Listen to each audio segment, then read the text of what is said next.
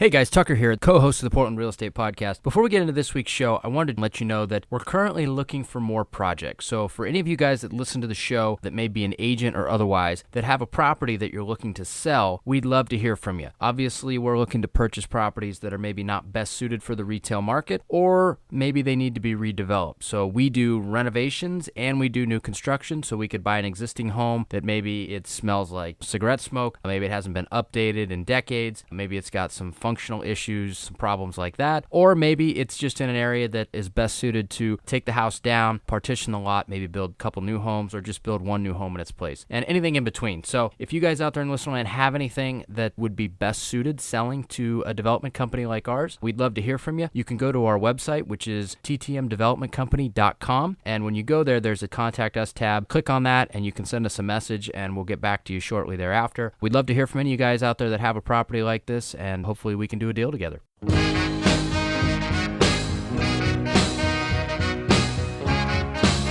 This is the Portland Real Estate Podcast, your number one place for anything you need to know about the Portland real estate market, along with in-depth interviews from our local real estate industry experts.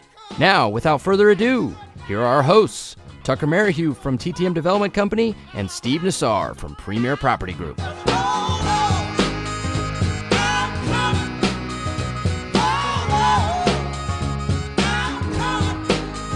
All right, everybody out there in listener land, welcome back. This is episode 94 of the Portland Real Estate Podcast. We're back this week. We've got a fantastic show for you. I have to thank my co-host for bringing in a guest that you guys will all very much enjoy. But before I do that, I want to welcome my co-host to the show.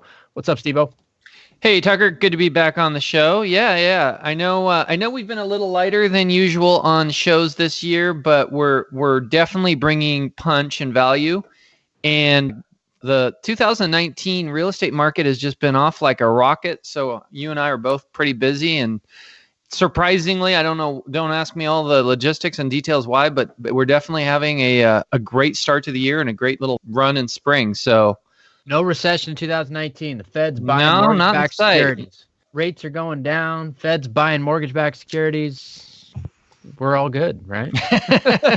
At least for now. Yeah. It's like 10 years ago all over again, right?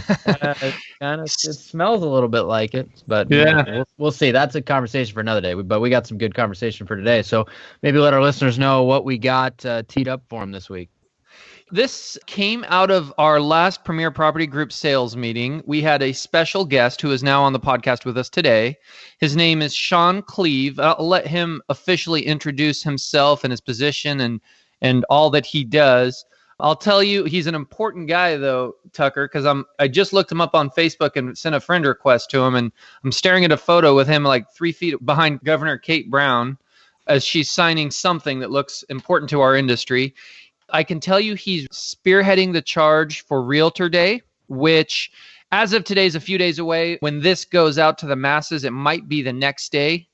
And we definitely are encouraging our fellow realtors to get involved.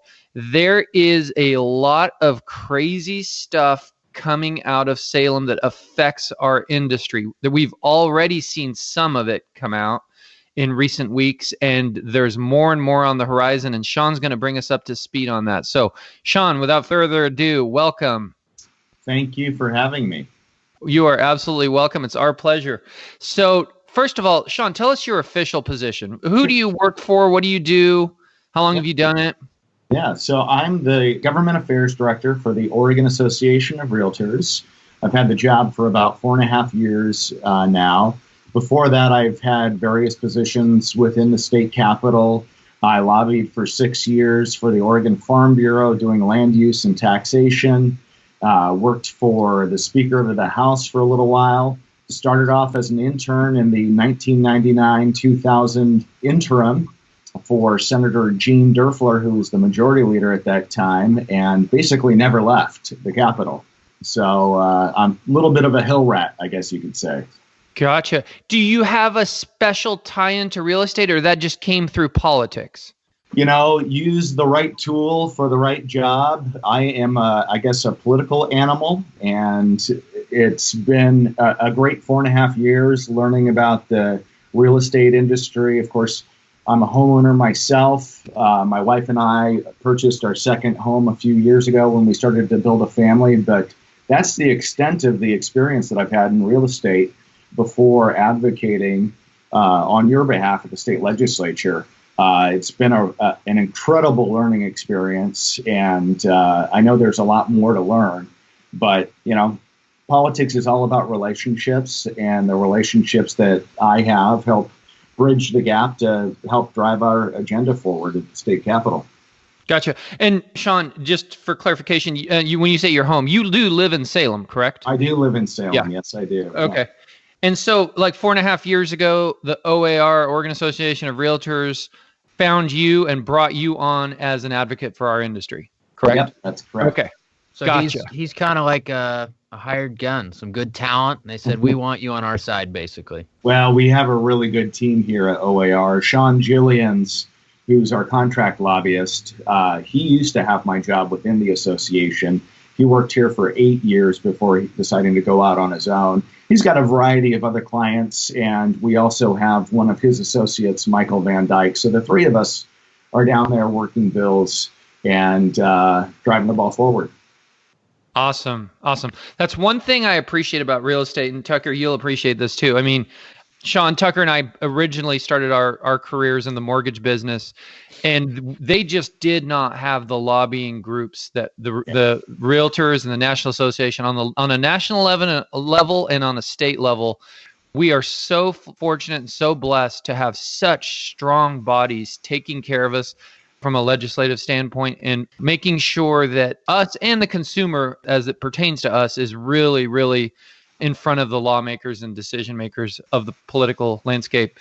So Sean, talk to us about what is going on now. Maybe start with recent things that have passed that you're aware of and have dealt with, and then go into stuff on the docket now, and then maybe stuff into the horizon. Well, we have a variety of bills in front of us that we'll be advocating for on Realtor Day, but unfortunately the big piece of policy right out of the gate was Senate Bill 608, which implemented statewide rent control. Currently, there's 4 states that provide an opportunity for cities to implement rent control. Oregon became the first state in the nation to implement a statewide standard. We fought like heck on that bill, but that thing was greased from the beginning. Originally, a few days before we went into session, we were told we would have the opportunity to review the legislation, make some edits. There is definitely, from our perspective, some flaws in the mechanics of the legislation, setting aside just the rent control policy in itself and how that disencourages investments and really impacts the amount of housing that we have. We had some tweaks that we thought would have been beneficial, but the bill was scheduled for a public hearing and work session in the Senate the very same day, which is unprecedented, and then moved straight out of the Senate, almost on a party line vote. Senator Johnson opposed that bill with the Senate Republicans. Then it went to the House. In the House, we have 60 members of the Assembly that represent our interests on a district level. 38 of them are Democrats, and they really control a variety of the policies, even when they are divided amongst themselves because they have such great numbers. A policy bill only requires 31 to 31. Did they vote on party lines in the House level for this bill? The bill was not a party line vote. We had 3 votes, 3 no votes within the Democrat caucus. One person was absent, but it passed by 34 votes in the House. We knew that this bill was coming. We weren't exactly sure what the bill would look like exactly. I spent the interim with the belief that the state of Oregon would never be able to put together a statewide standard of rent control. When you come down to having conversations with a variety of people with different perspectives, regardless of their party, you end up with a lot of people with different ideas of what fairness looks like. And I thought it would be all but impossible for the assembly to arrive at a number that they collectively felt was fair. But occasionally we're wrong, and 608 is a result of our inability to read exactly what was going to happen before it did. In 2017, we had a very similar bill. That bill would have lifted the Oregon's state preemption, which prevents counties and cities from implementing their own rent control. And our concern there was to maintain that standard, because from city to city, you have a completely different level of sophistication. Some city councilors will make the assumption that maybe 1% is a fair rate of return on profitability. Other people will use the opportunity to implement policy and do it in a way that really handicaps developers and property owners from renting out their properties altogether. I call those proxy legislation, where the intent is actually so convoluted that it just makes it impossible for your average person to do what they're supposed to be allowing through statute. So that bill would have just lifted the preemption. The bill passed by 31 votes in the House, went to the Senate, was amended substantially in the Senate committees, came back to the Senate floor only to be re-referred back to the Rules Committee. And in the Rules Committee, it was amended yet again. And at that time, the legislation had removed the lift of the preemption. It had a variety of fairly balanced issues that it was trying to address, but the advocates for rent control backed off the legislation at that time. And that bill actually came out of the Senate Rules Committee and died on Senator Courtney's desk.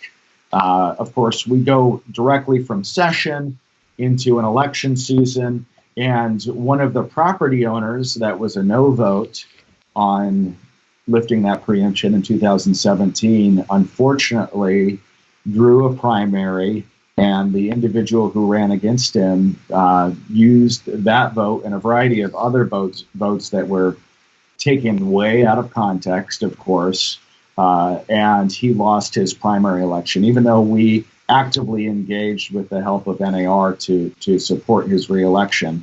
Oddly enough, Senator Monroe, other than his vote on rent control, would have been considered probably one of the more liberal members of their caucus. But as a property owner, he understands that there are certain ways that you have to operate in order to stay afloat and maintain profitability. He wasn't actively raising the rents on his tenants, and he was a fabulous tenant. But American political culture being what it is, you're either 110% behind the party line, or you're ostracized and executed in a political primary. That's one of the reasons I think that we have such volatile and politicized elections and policy agendas in the state and Congress. I think you're right. Hold on, Steve, real quick. I just want to kind of tell a story so people can kind of understand what Senate Bill 608 really means, which is statewide rent control, right? Which basically means that you can only raise rent a certain percentage, and it's a small percentage year over year on tenants. But the problem being, and it's funny because this bill actually went through Sean Wright as one of the members on my bowling team. If he's out there listening, he knows who it is. But he bought a 20-unit complex that he had under contract before this, we'll call it a sneaker bill, kind of snuck through and got put into law. Because based on what you're telling me previous to that, there was another bill that had some similarities, but it bounced, it kind of pinballed back and forth, while this one just kind of slipped right through without any real pushback for probably a variety of reasons we can all imagine. But he bought a 20-unit complex, and they're all one-bedroom units, so they're lower rent units, right? It's existing construction, and a lot of these tenants had, we'll call it, don't bother me and I'll keep low rent, right? Yeah. And so that's a win-win for everybody. The problem now, though, is that with rent control in place, it forces him as a property owner to continually jack rents up every year to the maximum amount. Because if he does not do that, he doesn't protect not only his cash flow, but he doesn't protect his cap rate, which is ultimately the valuation that he could end up selling for at some point in the future. So it hamstrings you in terms of not only what your cash flow can be, which, the market should dictate that, but more importantly, it dictates your valuation down the road if you ever want to sell, because the valuation of a multifamily property is a function of the income that it creates. And the income it creates is now governed by what the government says that you can increase it on a year-over-year basis. So a lot of these people that live in, we'll call them nice handshake deal rental properties with low rents and don't bother me, a lot of that's going to go bye-bye. So, I think my favorite quote is, I don't want to get too political in this episode, but for those of you guys that follow an individual by the name of Peter Schiff, he has a quote that kind of talks about this kind of stuff where he says, "The road to hell is paved with good intentions." And so there's a lot of things that happen when you're trying to have good intentions, which I understand, but there are other effects, we'll call them. And that was just one example. So I'll let you know. That's very true. And just to give you guys my favorite quote, the Legislative Assembly is good at doing two things: nothing and overreacting. And I think 608 is a perfect example of an overreaction to a market that is in distress because we just haven't built enough housing, whether it be multifamily or single family detached. Yeah. And what I've heard over and over again is that rent control it's good short term, but it's really bad long term for the overall market. As think of all the single family homeowners that are just going to sell them, and now you've got less rental stock out there for everyone. So, and how that affects people. Yeah, the people who are mostly impacted by this are the people who are making strategic investments, maybe for retirement. They've chosen to make their investment in real property and provide a rental opportunity for somebody, but they don't have the sophistication to be able to comply with state or local rules. And we have seen, based on the MLS numbers, a bunch of single-family rentals just being dumped. That's great for an opportunity for people to buy, but I'm hearing more and more from Oregon employers that, hey, we don't have places for families to rent while they bridge the gap when they move here to take a position for a permanent home.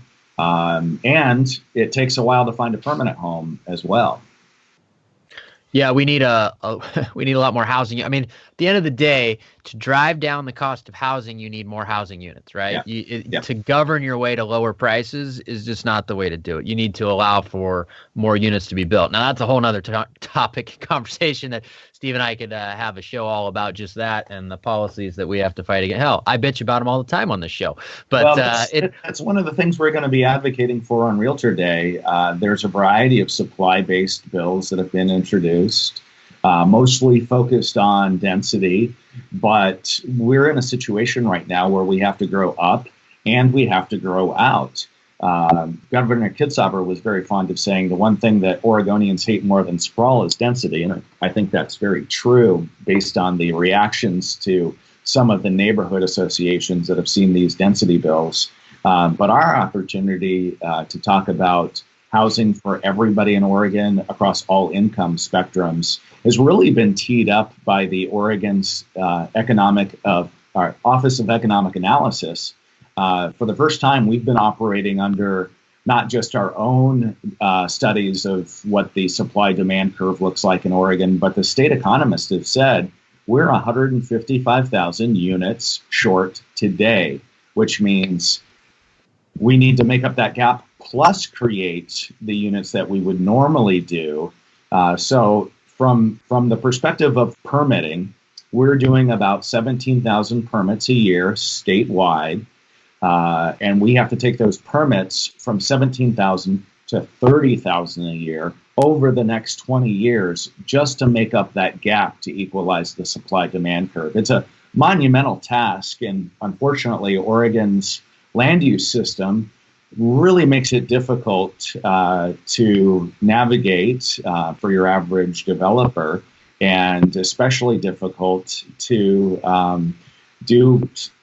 sign plan review and implement your plan to develop. And if you do, it's usually 3 to 5 houses at a time because we're focusing on infill rather than what we really need, which is nearly completely new communities built from scratch, especially in the Portland area. Which is difficult because we have what they call UGB, right? So that UGB governs a lot of that. Yeah. So which is an overarching governor on supply, essentially. Yep. We have created our own artificial island to which we build in. And I'm not in a position to say that we need to pave over farm and forest land, but I don't think that we are effectively doing our math about the supply-demand curve correctly and bringing in enough land into the UGB to drive down prices. Mm-hmm. Yeah, I just saw an article on the Stafford Triangle is a very hotly contested area that sits outside the UGB, and there was the most recent article I read is that they were going to freeze part of that for at least another 10 years, which seems crazy to me because that's sandwiched right between Tualatin, Lake Oswego, and West Lynn, which I mean, I grew up in West Lynn or went to high school there. I know that area well. There is a very big corridor that is in need of expansion and they don't want to do it at the end of the day. But all that's going to do is ultimately raise prices elsewhere throughout those 3 cities because you can't really put any more housing in any of those cities. You're maxed out. There isn't any more developable area. And if there is, well, it's probably been built out or close to it at this point. So, hey, Sean, I'd love to tell our listeners that rent control was the worst of their problems on the horizon. Yeah, we got to skip forward. Steve's got it is not. So move on to some of the other items on the docket that the state is talking about. Sure. Well, I'd love to be able to say that that we are balancing a good piece of legislation for every bad, but that's not necessarily true. We have been very successful in killing a lot of very negative pieces of legislation in the past, but the big focus from an opposition standpoint at the current time is House Bill 3349. That bill just moved from the House Human Services and Housing Committee to the House Revenue Committee. It passed by 1 vote, and that, again, was a bipartisan no vote, but it still moved forward. That bill caps the ability to take the mortgage interest deduction for Oregonians of a certain income, and it also eliminates it entirely for second homes. So we have strong concerns with that piece of legislation. As you guys know, and since we're getting close to the middle of April, and we've got tax day right around the corner, I think a lot of people who have already filed their taxes and seen the returns, the state and local caps that were imposed by the federal government when they passed the 2017 Tax and Jobs Act severely impacted Oregonians. We're an income tax state, so the ability to take those deductions really impacts middle-class Oregonians pretty drastically. And now we're adding insult to injury with House Bill 3349. There's also a lot of misinformation that's out there about the mortgage interest deduction. The feds we went from $1 million to $750,000 worth of indebtedness. Your median home price in the Portland metro area is approaching $450,000. The policies that have been implemented at the federal level, and if House Bill 3349 move forward, will have a drastic impact on what people can afford from a housing perspective in Oregon. And you guys know that the housing market's really hot right now, and people in the metro area are closing in houses with $30,000, $40,000 over asking. So to add a provision that basically says we're going to tax Oregonians just because they have a mortgage, it's just not right. So the numbers that we bring to the table are always provided from NAR or Realtor Property Resources. We like to pride ourselves on having good data. One of the keys to longevity as a lobbyist is never lie. I know a lot of people might find that shocking, but the lobbyists that do lie usually end up in the paper, and I don't like to be in the paper. So Okay, we Sean. bring Well, big data I got a forward. brain buster for you then. Yeah. So the House Bill 3349, it's intended, its true intent is to raise money for our broke government, right? Yes. So where are they saying that this money, which is basically higher taxation, where is this to be routed? Are they trying to put a silver lining on it that it's supposed to pay for affordable housing or something like that to get people to say, oh, sure, yeah, we'll vote for it? Or do you know the details on that? Oh boy, you must have read the bill. No, I didn't. I'm just guessing because I know. Yeah, no, the bill's got some really nice things that it goes to, and it's redistributing. If you read it on its face, the bill redistributes money in the housing programs to other housing programs. But Oregon's legislative process has two routes. There's policy routes and there's a budgetary route. The budgetary route goes through joint committees, and it is a very deliberate, balanced budget. And bills like 3349 that say, hey, we're going to take this money over here and put it over here, those bills do not actually have any binding power within the assembly unless that bill goes through Ways and Means. And that bill currently is not scheduled to go through Ways and Means. So literally what we will be doing is balancing the state budget on the backs of Oregon homeowners. And that's one of the things we really are fighting to prevent. So Sean, when you were at our, this is a PERS solution, well, potentially. Yeah, it is. Everything anymore is a PERS solution. And I, as an Oregonian, I have some strong concerns, especially as an Oregonian with 3 children that will go to public school. I think that we need to do everything we can to invest in our public education system. My wife is a fabulous teacher, and I think she earns every penny of what she earns. But when you look at, not necessarily for young teachers or even middle-aged teachers right now, because we have 3 different tiers of PERS, but if you look at the Tier 1 PERS retirees and the amount that they were promised in their retirement and the assumptions of their longevity post-retirement, we have a $20 billion deficit that we have to fill over the next 20 years. And it's going to start eating heavily into budgets. There was currently, a couple days ago, there was a study that was released from the Oregon Business Council, and they estimate, based on all of the open information that the Assembly and the government provides, that if for any new tax, 80 cents on the dollar will go towards the PERS unfunded liability. Wow.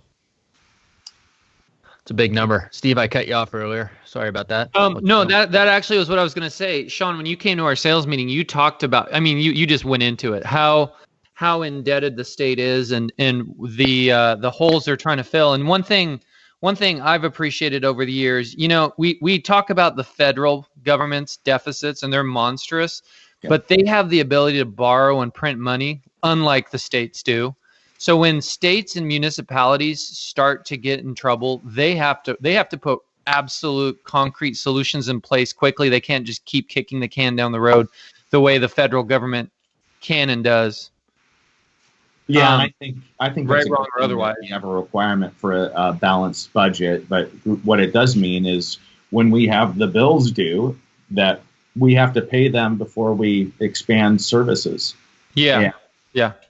So, Sean, do you think that House Bill 3349, obviously Senate Bill 608, had some slipperiness to it? It kind of slid right through via, we'll call it behind the scenes support, power, whatever maybe. Do you feel like House Bill 3349 has that same type of support that you're going to be up against? I don't think so. I don't want to ever say anything until we sine die and end the session. But right now, I'm feeling pretty confident about that bill, our ability to tell the story we need to tell.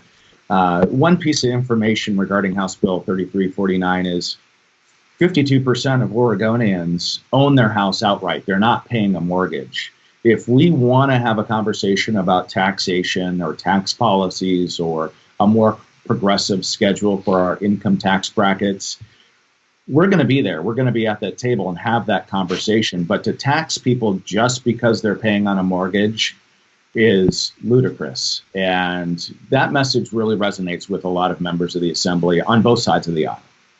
Yeah, as it should. I mean, these days, especially because in our last election cycle, we had a tri-county bond measure that was insane in terms of the increase in property taxes for everybody.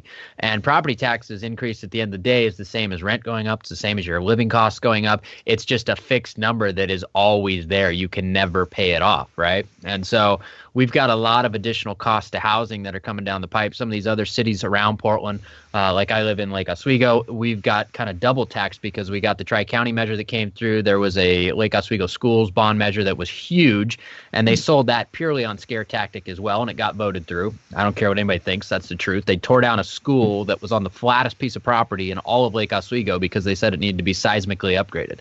It's a ridiculous thing. But that aside, they use those tactics, but it's becoming more and more expensive to own housing. That's really what it comes down to. And so my concern moving forward, and Steve, I'm curious what you think on this as well, but we've been in a solid market. We've been in a long run up, right? So as we hit that inflection point, we don't know when it's going to be. We've talked about it for the last year. Did we hit it? Did we not? As we head on down the backside of this mountain into inevitably what will be a bear market at some point, did we ramp up these fixed costs too high? Is our taxation too high? I mean, and then what does that mean in terms of how long does that bear market last? What kind of corrections need to take place? So I think you had a quote, Sean, the overreaction or something like that was what nothing and overreacting. The assembly is really good at doing two things, overreacting and nothing. Yeah, so I feel like if 3349 goes through, it would be kind of an addition to thing and kind of an overreaction. But I don't know. What do you think, Steve? How does this all play into real estate, in 2020, 2023 as we move forward down the line? Oh, it's a huge deal. It's a huge deal. Yeah. No, I mean, it's a big part of homeownership is those deductions. I mean, it's a big part of your conversations about the benefits when somebody's comparing renting to owning. We've already seen we've already had a close scare on the federal level and seen some, receding of the benefits. Fortunately, not affecting the majority of people in our market anyway, but there is an impact. And then you start talking about it on the state level, and now the conversation's right back on the docket. And and part of it too, guys, is on the on the federal level. Okay, most people aren't going to go, hey, I'm moving to Canada, I'm moving to Australia, screw this place, and they're definitely not moving to Britain given what's going on over there. But they can do that on the state level. I have a client right now who lives in Florida. Now, he had already moved, but he had 3 rental properties in Portland, and he's done. He got caught in the Portland version of rent control. He kind of he was an example of what you talked about, Tucker. He kind of took his eye off the ball. He had some good tenants in place, left things alone, wasn't really in communication with his property manager. And then he started paying attention, and all of a sudden he's realizing he can only raise his rent, 9.99% per year, and he's way under rent. And so he made the highest adjustment he could. He now is saying, get me out of here. I just want to sell 1031 exchange over to Florida, where they haven't, he called them a bunch of crazy liberals over here. But so that's a real concern, is where does this affect people wanting to live in our great state? And that's bad for real estate in a whole nother way, right? If you start to see more and more of that. So, Sean, what else are you guys contending with there? What else is? Let's take a turn a little bit and talk about some of the positive stuff that we're actually advocating for. And Governor Brown's actually going to be there to kick off Realtor Day right before we start walking into the building, which is going to be fun. And one of the bill packages actually that she has introduced that we're really excited about is House Bill 2055 and 2056. The 2056 is the funding side of what they're calling the Workforce Housing Accelerator. And what that does is it provides an opportunity for employers to come to the state and say, look, land use system's complex. We don't have enough workforce housing. How can we get places within our communities for the estimation of 8 or 15 new families that are going to move here for those employment opportunities. I'd like to personally be able to provide an opportunity for any community to do that, regardless of having to go through a complicated process. Maybe we should streamline the process before we start spending money to navigate a complicated process. But I don't think we're going to get there because we have over 45 years of our current land use system in development, and unwinding that cabal is going to be difficult and timely. But the Workforce Housing Accelerator is a really good concept. James LeBar in the governor's office kind of spearheaded that. It was his brainchild, and it has been really, really successful. They had a $1.5 million from the housing agency to spearhead this in a small pilot program. So we're asking for the Assembly to invest $15 million of that for the biennia moving forward. Another bill that I'm really excited. What does that do, real quick, Sean? Like, what is the logistics behind? Yeah, where does the that $15 million logistics go?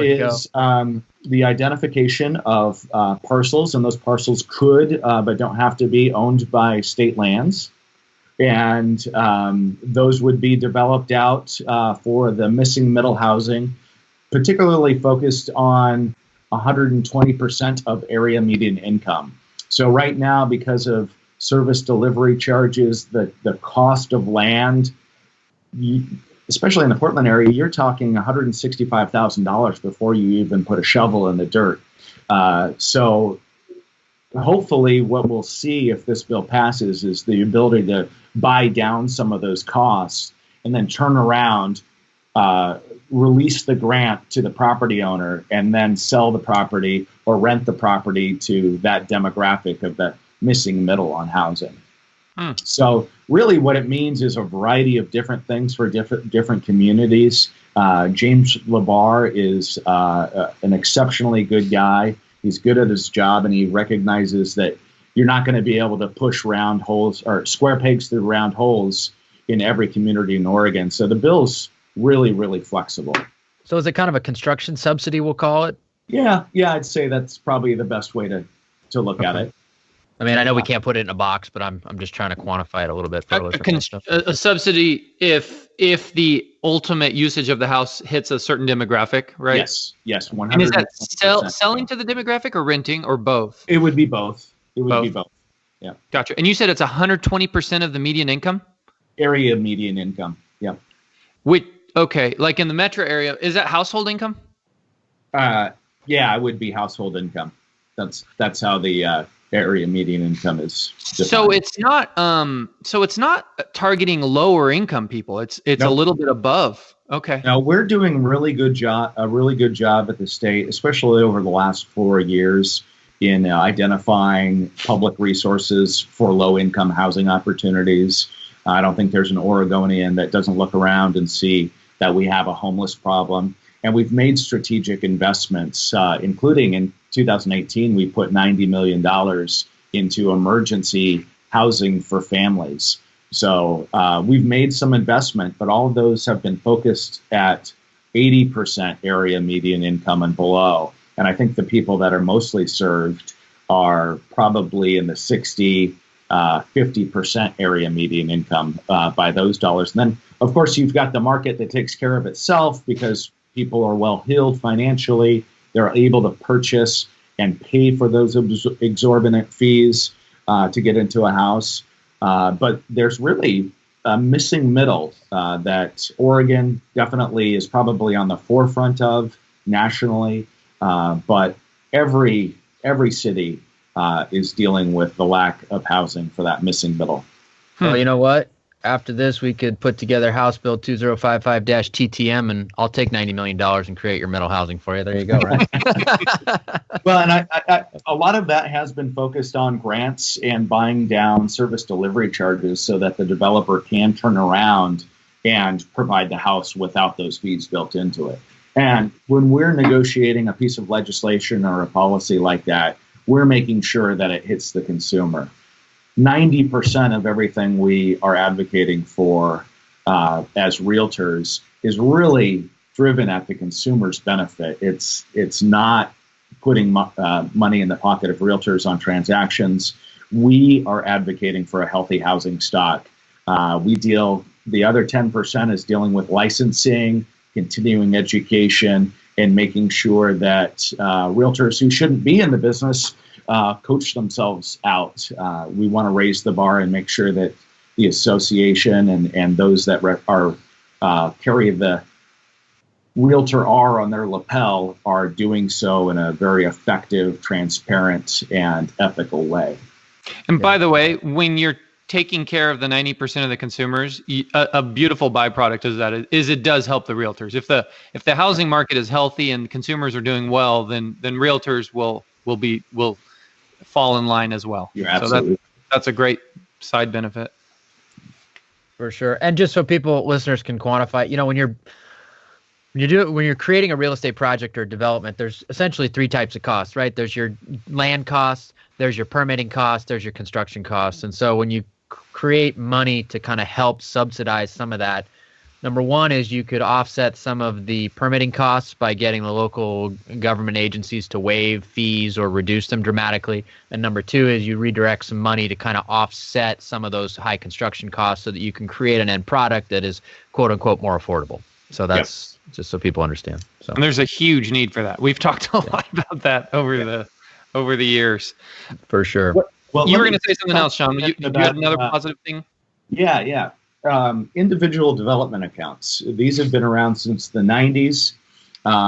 These are the individual development account program is what we modeled a piece of 2018 legislation on, which became our first-time homebuyer savings account. So you had mentioned me standing behind Governor Brown. That was a picture that we took with the governor when she signed our first-time homebuyer savings account, which allows any Oregonian to go into any bank, set an account up, and on an annual basis deposit up to $5,000 as an individual and $10,000 jointly for the purchase of a new home over a 10-year period if they choose to stretch it out that long. I think most people will probably keep an account active for 3 to 4 years as they're saving for those. But first-time home buyer in the bill is qualified as anybody who hasn't owned a home for the last 3 years. So it's a savings incentive.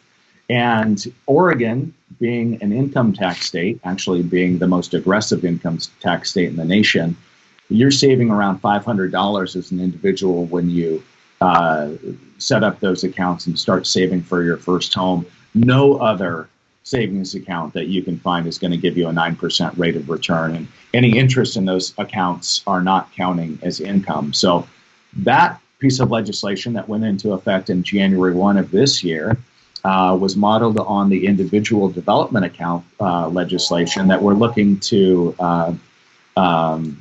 get increases in state funding. So the individual development account is for Oregonians of that 80% area median income. The difference really comes in, though, there's a tax credit that is sold that provides a 3-to-1 match on funding. So an individual that's in the individual development account program, they put $1 in, and the resources that are sold through the tax credit provide a 3-to-1 match for those. We're also looking to increase the ability within the individual development account program to allow individuals to save up to $6,000 a year rather than the current cap, which is $3,000 a year. And that's just a reflection of the housing market. But very, very excited about that piece of legislation. I think it's a good opportunity for us to demonstrate that we do advocate for housing policies across the income board. And we've got a bill in the Senate Bill 790 and House Bill 3133. Both of them have been received really well from their committees of origin. And the key that we are looking for is advocacy on Realtor Day to make sure those bills get referred to the Joint Tax Credit Committee so that they can be considered as part of the budget.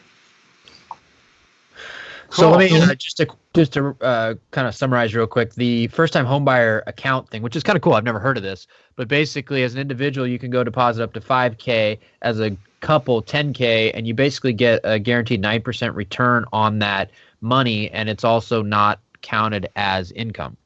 For purposes of Oregon income, Yeah. not counted. So for a And that 5,000, money, that 9% is coming from the state? that 9% is money that would have otherwise be paid as taxes to the state. Yeah. Oh, it's a tax credit. Got it. Yeah. Okay. So it's your own money, It's your own But- money. but you're saving it. Got it. Yeah. Okay. So just making the math really simple, let's say a family has a joint income of $60,000. They're depositing $10,000 a year into their first-time homebuyer savings accounts. When they go to calculate their taxable income, they're subtracting that $10,000 off of their total amount that they've earned, and they're only being taxed on $50,000. Comes out for a family of two, that's or three or four, a joint account saves you about $1,000 a year if you're making those investments. And from a certain perspective, that's your rate of return. Also, any interest that accrues in those accounts doesn't count towards income. So when you ultimately take the money out and use that for a down payment, whether it's for a condo, a townhome, single family detached, or in some cases even a trailer, you're going to be that much further along in your savings. What's the best? And all banks across the board in the state of Oregon have to do this? Yeah, so they don't have to do it. It has been optional. Credit unions are a little bit ahead of the game, and there are a variety of credit unions that are providing first-time homebuyer savings accounts, but it is their choice. What I'll say based on observation is banks have been very suspicious about any policy that comes out of Salem, because usually it's in the negative for them. So they're trying to comply with regulation just like everybody else, and they're not used to very positive things that allow them to market to new consumers. But there's a couple of credit unions in Portland and in Southern Oregon that are providing them currently. And I think those credit unions are up on our website, if not being shared by our e-news blast that we send out every 2 weeks. Interesting. Yeah, that's cool. Yeah. So the individual development accounts bills that we're advocating for this session, it would be a greater investment on public resources for those. Those allow for a 3-to-1 match. There's no match for the first-time homebuyer savings account. So the IDAs, lower income Oregonians, get that accelerator. And we're really excited to see that bill goes forward. There's also a little bit more flexibility in the individual development account programs. It can also be used for a small business microloan or for returning to college. So there's some flexibility in the individual development accounts. There is a home component, which is why we have a seat at the table. But really excited about both of those pieces of legislation. When you say 3-to-1, you mean every dollar they put in, there's 3 that come out? Yeah. Okay. And just to show you guys, that was taken out in the Oregonian in 2017 when we first introduced our first-time homebuyer savings account. Really probably the highlight of my career to be able to deliver that for Oregonians. Mm-hmm. Yeah, it's a cool thing. That's why I wanted to dive in a little deeper. I had not heard of it, but I'm glad we brought it up. Well, and it really just motivates somebody to save. Which I mean, that's what I really see it doing, is it gets them excited. Okay, there's a benefit to this. We can do as much as 10 grand a year. Let's do it. Let's make sure we don't leave any money off the table, because if I only do 9 grand, I lost out on a little opportunity. So let's get that 10 grand into savings, which, as you said, over the course of 3-4 years, that's $30,000-$40,000. That's a nice down payment for a house. Yep. Yeah, that's awesome. Good work on that. Thank What you. else should we know about, Sean? Well, in 2017, the speaker passed a bill that provides an opportunity for anybody inside the urban growth boundary as long as they have the setback and sewer capacity to build an accessory dwelling unit.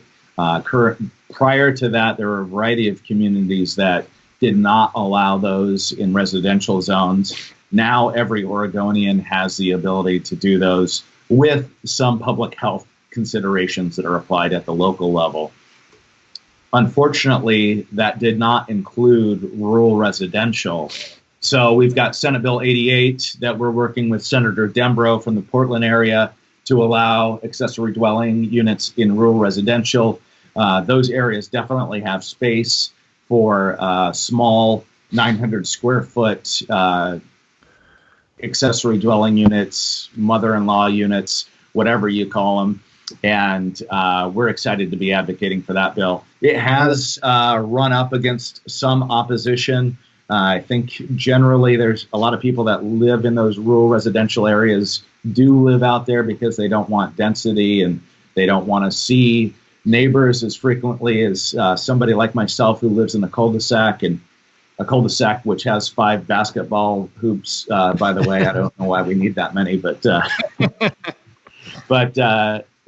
I'm excited to be able to advocate for Senate Bill 88 this session as well, because it'll give parity between property owners inside the urban growth boundary and also in rural residential zones. You know what? One of the problems with ADUs, though, is, and maybe you can craft a bill that works with some of the local municipalities, but we're actually looking at it for a project that we're doing right now in Portland, and our permit fees on the ADU are going to be over $20,000 alone, and which is insane because it has to tap, the city services just like a house would, but there's an existing house on the lot already. So you have, I know previously there was a way to skirt that, but by not paying the upfront fee, they then retaxed your property all as new construction square footage. So people's property tax bills were going up by like 100%, 200%.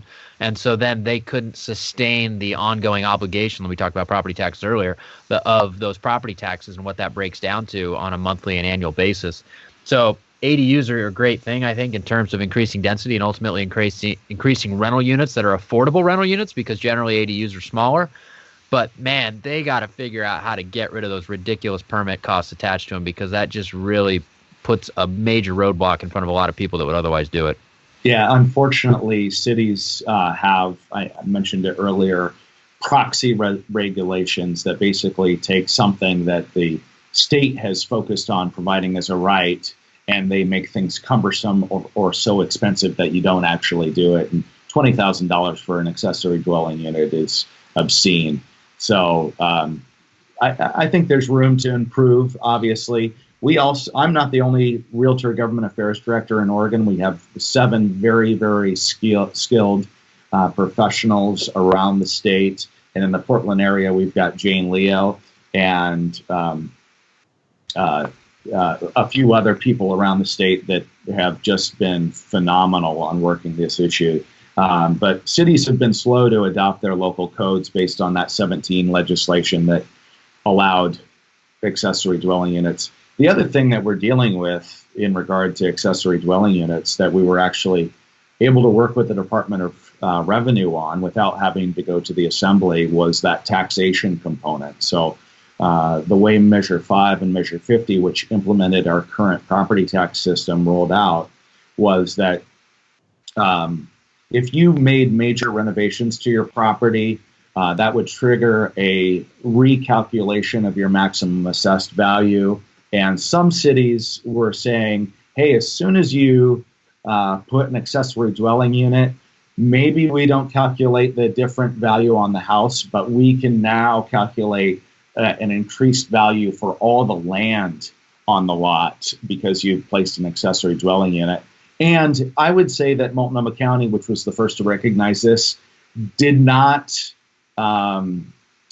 look through the statute in rosy-colored glasses as a way to increase their tax base. I think there was an actual problem that needed to be resolved within administrative rules. So we work with the Department of Revenue to fix that. And hopefully for most cities and most property owners, that's not going to be an issue. Yeah, I know ADUs were on the front page of the paper for a while there because there were a lot of Yeah. people that were super surprised at their new tax bills. That's for sure. But Yeah. it's, as you mentioned, it's just difficult, right? I mean, it's just, you fix one thing, you break another, and it's kind of it's a challenge. But that's why you get up every day, and that's why they hired you, right? So. Yeah, that's right. So Sean, talk to us about Realtor Day. Why should realtors care, and why should they go? And what's the day look like? And does it make a difference if we go? Yeah. So thank you for the question, because I think a lot of people think, hey, we've got a lobbyist or we've got volunteer leaders that are down there at the Capitol, and I'm just going to free ride on the coattails of their successes. Realtor Day is the largest advocacy day at the state legislature. Last Realtor Day, we only hold these every 2 years. My hair gets whiter every year as a result of age, but mostly because of the pulling off the day is really controlled chaos. But 800 realtors show up, and we've already scheduled meetings with their legislators. So we take the legislation that we've either introduced, we're fighting that has been introduced by somebody else, or we're trying to make better with the perspective of the realtor. In the end, I'm just the realtor's political Sherpa. I can carry you on my back into the door, but if they don't hear from real Oregonians that are representing other Oregonians in very complex transactions and telling the story that connects the legislation to back home, our opportunities for success are greatly diminished. And I have always been surprised when we walk out of Realtor Day, how many members of the assembly come up to me and say, hey, Sean, we've been talking about this piece of legislation. You had said X, Y, or Z, but it really wasn't until Jeff, the realtor member that met with me with the 3 others, really sat down and talked about the impact of this and had real stories and included a story about somebody I know that I really didn't get it. Now I get it. And let's move forward and work together solving this problem. The day is going to start off with parking. Early in the morning, we have a parking space over at the state fairgrounds, and we're going to be running commercial buses as a loop to the state capitol, so you don't have to fight all the other lobbyists for parking. And then we have a huge tent, the largest tent that we can find in Oregon, that will be placed up in the Capitol Mall across from the Capitol. That will be set up with a variety of tables and chairs and a theater-style seating that will provide, starting at 10 o'clock, a legislative briefing, and we'll be talking about some of the bills we mentioned today.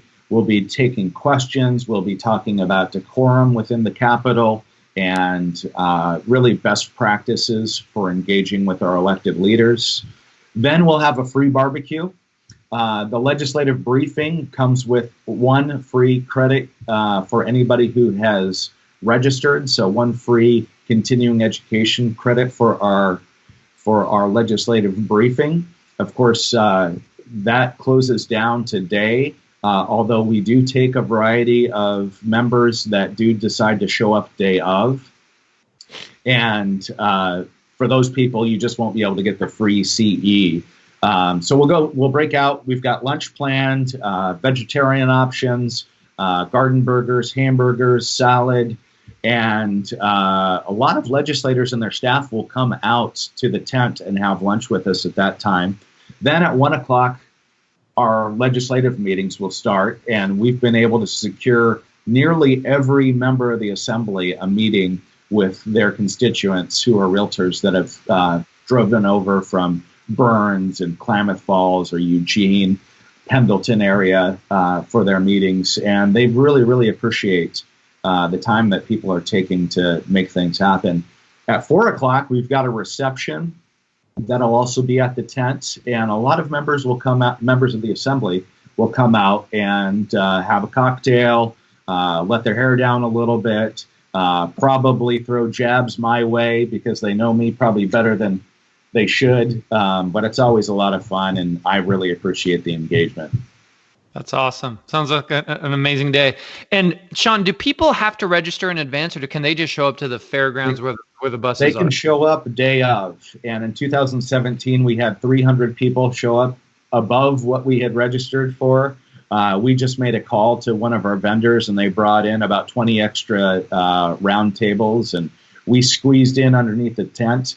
Luckily, it was a very, very bright and sunshiny day, but we're going to have a variety of things in case we're rained on this Realtor Day. So nobody should stay home just because of the weather. Looking up the weather right now.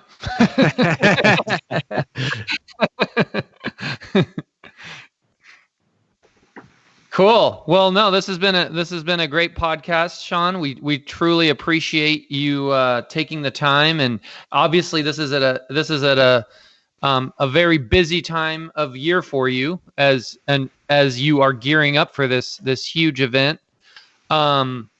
Any final parting words of wisdom for our listeners? Any final admonition to join you on Tuesday? How would you like to close out? Tucker, Steve, I just want to let you guys know that it has been my pleasure to advocate on realtor and homeowners' behalfs over the last 4.5 years. It's exceptionally rewarding, and I just really look forward to meeting new members of the association on Realtor Day. If you're shy, don't worry. Somebody else will be more than happy to be your mouthpiece. But an opportunity to engage in civics directly at the Oregon State Capitol is something that I think everybody should experience, because you're going to walk away from that experience feeling really good about what we do as an association and the outcomes that we're able to get for Oregonians.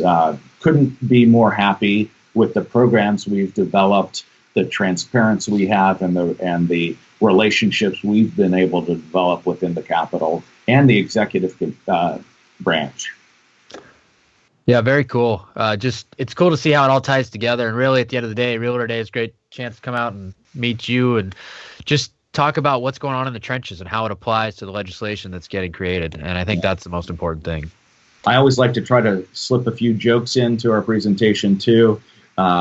Generally, Sean Gillians and I are known as the Seans down at the Capitol. So you'll probably hear a lot of jokes about the Seans.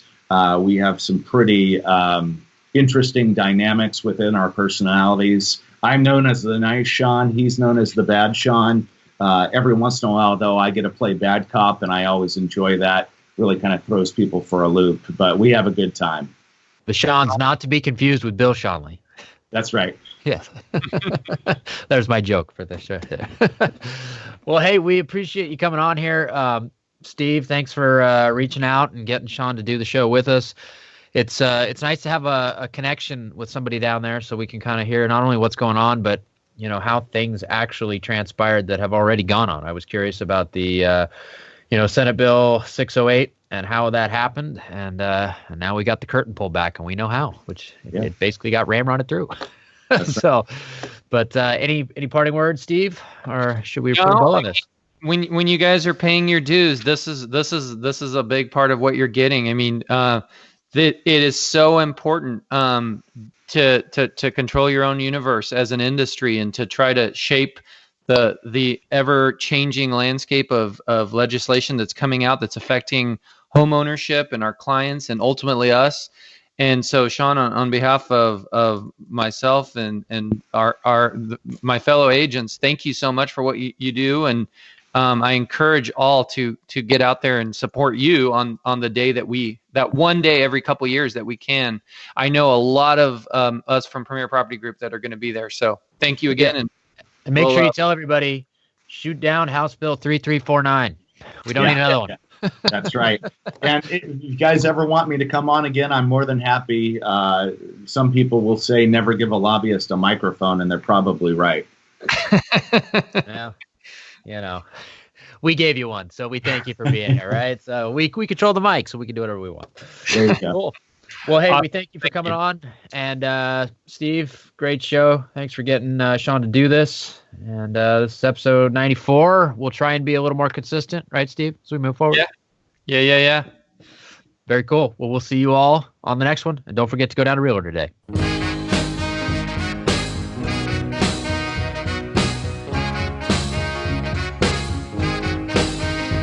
Thanks again for listening to our show, and make sure to tune in next week for another great episode of the Portland Real Estate Podcast.